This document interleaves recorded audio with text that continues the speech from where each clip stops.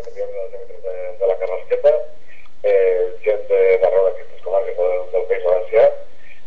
amb alguns càrrecs públics,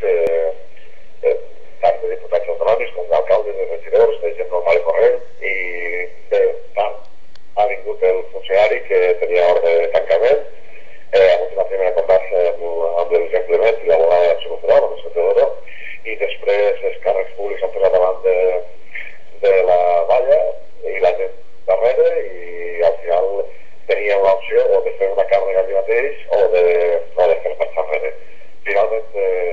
els funcionaris i la policia han decidit que no hi havia condicions per a la càrrega repetidora, i no s'ha tractat de que no ha sigut possible, i per tant han fet marxar enrere. La gent magnífica ha aguantat la pluja brutal que està caient en aquest moment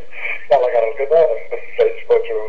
uns xous, però vaja, contents d'haver dit que aquest atemptat contra la llibertat de tots els països catalans no s'ha de perpetrar. Que a més s'ha muntat d'avui per demà, i per tant la tecnologia és un paper fonamental, i crec que ha estat important que la gent prengui consciència que les coses i la nostra llibertat costa de guanyar i que mereix molts esforços, no? I en aquest sentit crec que la gent que estàvem així estàvem contents d'haver fet una acció cívica, pacífica, tranquil·la, democràtica, per aconseguir que els drets que ja tenim, que hem aconseguit que tinguem de mica en mica, es podem defensar i es podem seguir gaudint d'ells, malgrat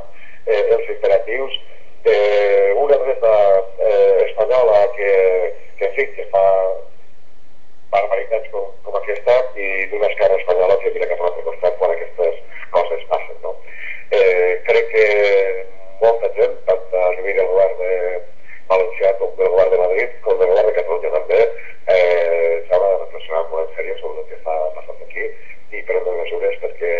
al final l'espai comunicatiu dels països catalans sigui una realitat i acabem sabent tots el que passa en un costat i l'altre, que és el que en definitiva reclamem, no?